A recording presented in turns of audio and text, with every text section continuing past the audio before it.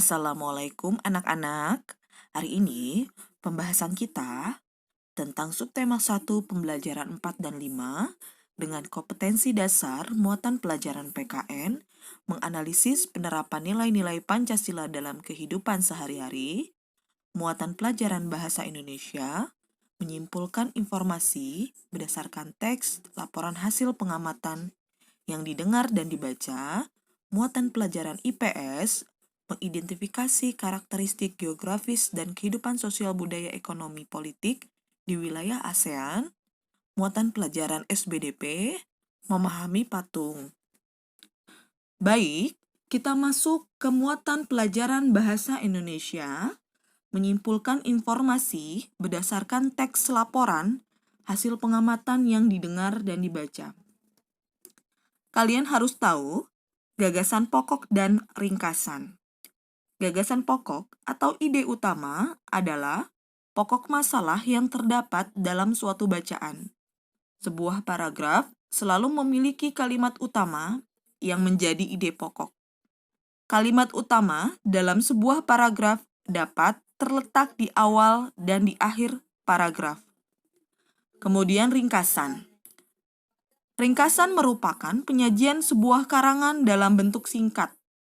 Dalam membuat sebuah ringkasan, harus ditentukan ide pokok dari sebuah paragraf, kemudian ide pokok tersebut ditulis kembali menjadi sebuah paragraf.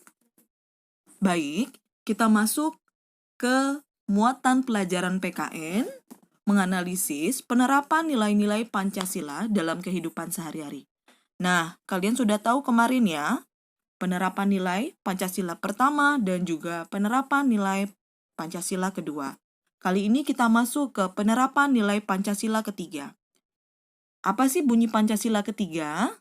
Sila ketiga Pancasila berbunyi Persatuan Indonesia. Sila ketiga Pancasila yang berbunyi Persatuan Indonesia mengandung nilai persatuan yang memiliki makna walaupun Indonesia merupakan negara kepulauan dan dihuni oleh berbagai suku bangsa, persatuan harus tetap dijunjung dengan tidak saling membeda-bedakan, apalagi sampai terjadi pecah belah. Kemudian, penerapan nilai persatuan dalam kehidupan sehari-hari bisa kalian lihat antara lain sebagai berikut. Yang pertama, kalian harus rela berkorban demi kepentingan bangsa dan negara. Kedua, kalian harus cinta tanah air dan bangsa. Ketiga, kalian harus bangga sebagai bangsa Indonesia. Dan keempat, kita harus saling menghormati adanya perbedaan suku, ras, etnis, dan agama sehingga persatuan bangsa dapat terwujud. Kali ini kita masuk ke muatan pelajaran IPS, yaitu mengidentifikasi karakteristik geografis dan kehidupan sosial budaya, ekonomi, politik di wilayah ASEAN. Nah, apa sih ASEAN itu? Kalian sudah tahu ya? ASEAN itu merupakan salah satu organisasi internasional yang didirikan oleh negara-negara di kawasan Asia Tenggara. Oke, kalian harus tahu ya, apa saja negara ASEAN yang bergabung. Yang pertama, Singapura. Jumlah penduduk Singapura pada tahun 2015 diperkirakan mencapai 5,5 juta jiwa. Penduduk Singapura terdiri atas bangsa Cina, Melayu, dan India. Kemudian, karena keragaman penduduk dan latar imigrannya, budaya Singapura sering disebut sebagai campuran dari budaya Britania, Melayu Cina, India, dan juga Peranakan. Mayoritas penduduk Singapura menganut agama Buddha. Anggota ASEAN yang kedua adalah negara Indonesia. Mayoritas penduduk Indonesia beragama Islam. Suku yang mendiami penduduk Indonesia adalah suku Jawa, Betawi, Melayu, Sunda, Batak, dan banyak lagi. Anggota ASEAN yang ketiga adalah Malaysia. Penduduk Malaysia pada tahun 2015 diperkirakan mencapai 30,8 juta jiwa. Penduduk Malaysia terdiri atas suku Malaysia, Cina, dan India. Mayoritas penduduk Malaysia beragama Islam. Budaya Malaysia merujuk kepada kebudayaan semua masyarakat majemuk yang terdapat di Malaysia dan berbagai suku di sana, yaitu kebudayaan Melayu, kebudayaan Tionghoa, kebudayaan India, dan kebudayaan Kadazan Dusun. Anggota ASEAN yang keempat adalah Filipina. Jumlah penduduk Filipina pada tahun 2015 diperkirakan 102 juta jiwa. Penduduk asli Filipina adalah orang Aeta atau Negrito. Sebagian besar penduduk Filipina memeluk agama Katolik Roma. Budaya masyarakat dipengaruhi oleh budaya Melayu, Cina, dan Spanyol. Anggota ASEAN yang kelima adalah Thailand. Jumlah penduduk Thailand pada tahun 2015 diperkirakan mencapai 65,1 juta jiwa. Sebagian besar penduduk Thailand berasal dari suku Tai. Mayoritas penduduk Thailand beragama Buddha. Di Thailand banyak ditemukan pagoda. Karena itu, Thailand mendapat julukan negara 1000 pagoda. Anggota ASEAN yang keenam adalah Brunei Darussalam. Jumlah penduduk Brunei Darussalam pada tahun 2015 diperkirakan mencapai 400 jiwa, paling sedikit di Asia Tenggara. Sebagian besar penduduk Brunei Darussalam terdiri atas suku keturunan Melayu, keturunan Cina, dan suku Dayak asal Kalimantan. Mayoritas penduduk Brunei Darussalam memeluk agama Islam. Budaya Brunei seakan sama dengan budaya Melayu dengan pengaruh kuat dari Islam. Anggota ASEAN yang ketujuh adalah negara Vietnam. Jumlah penduduk Vietnam pada tahun 2015 diperkirakan mencapai 91,7 juta jiwa. Penduduk Vietnam mayoritas berasal dari suku Vietnam serta sebagian kecil dari suku Cina.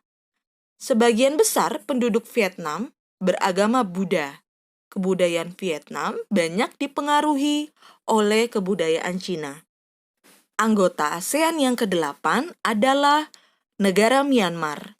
Jumlah penduduk Myanmar pada tahun 2015 diperkirakan mencapai 52,1 juta jiwa. Penduduk Myanmar terdiri atas suku Burma, San, Karen, Rakhine, Cina, dan Mongolia. Mayoritas penduduk Myanmar memeluk agama Buddha. Anggota ASEAN yang ke-9 adalah negara Laos. Jumlah penduduk Laos pada tahun 2015 diperkirakan mencapai 6,9 juta jiwa. Penduduk Laos berasal dari suku Laos. Mayoritas penduduk Laos beragama Buddha. Anggota ASEAN ke-10 adalah Kamboja. Jumlah penduduk Kamboja pada tahun 2015 diperkirakan mencapai 15,4 juta jiwa. Penduduk Kamboja terdiri atas suku Khmer, Vietnam, Cina. Mayoritas penduduk Kamboja beragama Buddha. Di Kamboja memiliki atraksi budaya seperti Festival Bon Om Tuk, festival balap perahu nasional yang diadakan setiap bulan November. Nah, itulah nama-nama negara dari anggota ASEAN. Kali ini kita masuk ke muatan pelajaran SBDP Memahami Patung. Nah, salah satu karya kerajinan yang banyak ditemui di negara-negara ASEAN adalah karya kerajinan patung. Karya kerajinan patung dapat ditemukan dari bahan yang berbeda. Karya kerajinan patung dapat dibuat dari bahan lunak seperti tanah liat dan bahan keras, seperti batu dan juga kayu. Jenis bahan yang berbeda membutuhkan teknik dan alat yang berbeda pula. Membuat patung dari bahan lunak dapat menggunakan teknik membutsir dan mencetak, sedangkan membuat patung dari bahan keras menggunakan teknik pahat. Berikut ini teknik membuat patung. Yang pertama, teknik membutsir, yaitu membuat patung dengan cara memijit, menambah, dan mengurangi bahan yang dibentuk dengan bantuan alat butsir dan meja putar. Biasanya bahan patung adalah tanah liat. Yang kedua, teknik memahat, yaitu teknik membuat patung yang dilakukan dengan mengurangi bahan.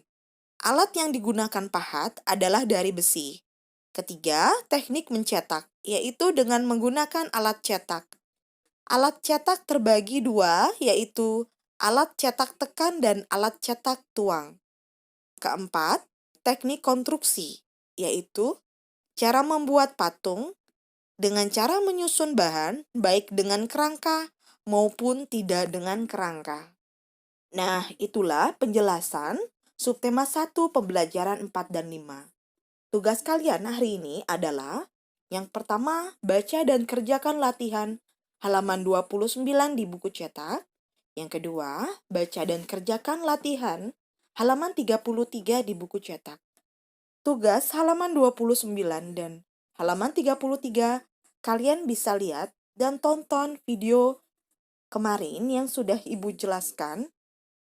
Lalu yang ketiga, kerjakan latihan halaman 36 dan 37, kecuali nomor 2.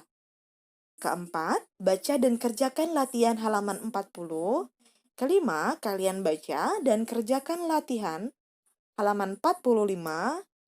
Keenam, kalian baca, cermati, dan garis bawahi dengan stabilo informasi yang menurut kalian penting, halaman 46.